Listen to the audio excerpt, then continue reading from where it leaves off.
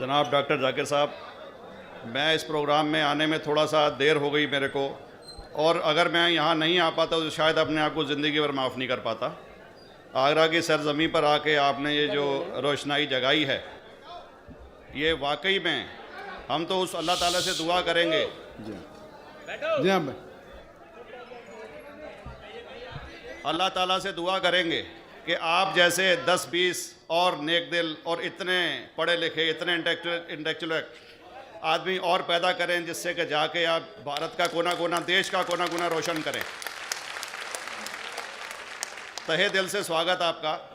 मेरा एक छोटा सा सवाल से पहले थोड़ा सा, एक हमारे भी गुरु ग्रंथ साहब के अंदर गुरु नानक साहब ने पूरी दुनिया का चक्कर लगाया, जिसके अंदर मक्का मदीना भी शामिल है। और जैसा कि एक सवाल इससे पहले हो चुका है कि गैर मुस्लिम जो है मक्का मदीना में अलाउड नहीं, या वहाँ का कैंटोनमेंट जो है अलाउ परमिशन नहीं देता। मगर ये तो तय है, आप मानते हैं, इस्लाम मानता है, हम मानते हैं, हमारे ग्रंथों के अंदर दर्ज है। गुरु नानक साहब के 2 चेले थे, एक बाला और एक मर्दाना, एक हिंदू और एक मुस्लिम।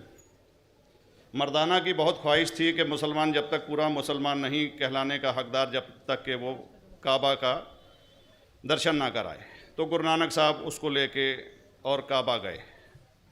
हमारे ग्रंथ के अंदर जो दर्ज है कि जब वो वहाँ पहुँचे, उन दिनों बहुत लंबा ये किस्सा है, 1 साल लगता था, और वो रूट सारा उसका वर्णन है। और वहाँ जब मक्का, जो मस्जिद के बाहर साथ ही एक दीवार थी, जहाँ पर के भारत के जो मुसलमान दर्शन करने जाते थे काबा के, वो उनको वहाँ ठहराया जाता था।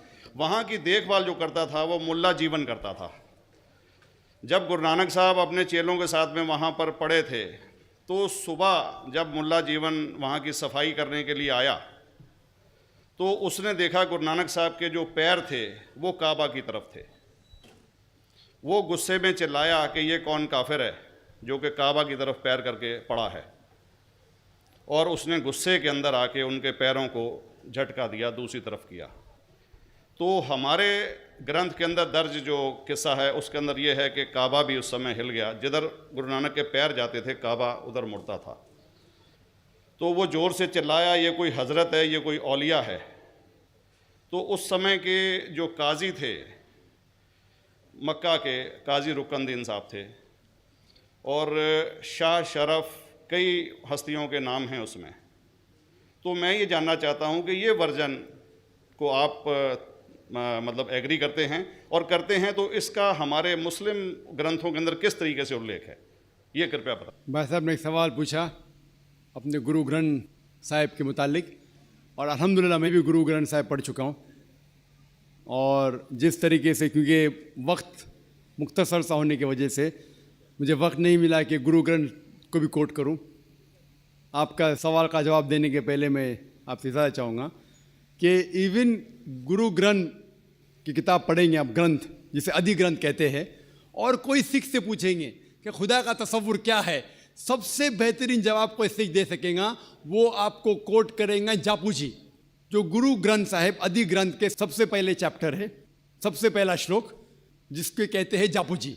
इसके मानी है कि God is true, he is only one, he is not begotten and is free from fear and want.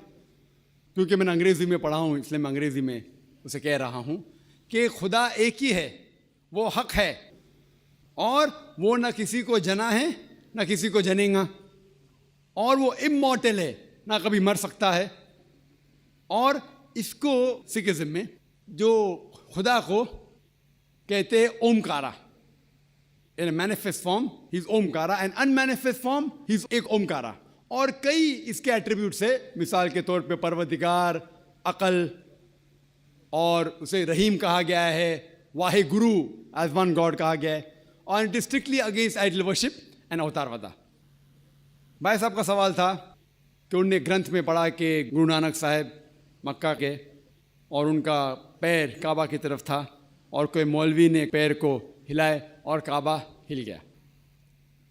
क्योंकि ये age of science and technology है, अगर कोई चीज़ जो किताब हज़ारों साल पहले लिखी गई है, 10,000 साल या 4,000 साल, तो शायद उसके बारे में हिस्टोरिकल रिकॉर्ड मिलना मुश्किल है। हालांकि इवन जीसस क्राइस्ट के बारे में 2000 साल हिस्टोरिकल रिकॉर्ड है, क्योंकि सिखिज्म जो एकदम नया मज़हब है, जितने मज़ाहिब के मुकाबले हिंदुस्तान में नया है, कुछ सैकड़ों साल पहले 15th सेंचुरी में, towards the end of the 15th century, Guru Nanak साहब जो पंजाब के थे, ये मज़हब तो कायम हुआ।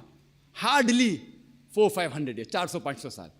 और अगर ये मान लो, सपोज मिसाल के तौर पे मान लो, मैं क्यों कह रहा हूँ कि मैं नहीं चाहता हूँ किसी को बुरा लगे, मान लो ये सच है, मान लो अगर 400-500 साल पहले अगर ये होता था कि काबा इधर से उधर हिल जाता था, तो हिस्टोरिकल रिकॉर्ड में बिल्कुल लिखा होता था। और कई हिस्टोरिकल रिकॉर्ड में ये नहीं कि काबा हिला इधर उधर, कई हिस्टोरिकल रिकॉर्ड आप देखेंगे। हिस्ट्री इतनी अल्हम्दुलिल्लाह 800-900 साल पहले, 1000 साल पहले जो मुगल ने किए, बिल्कुल लिखा हुआ हिस्टोरिकल रिकॉर्ड में।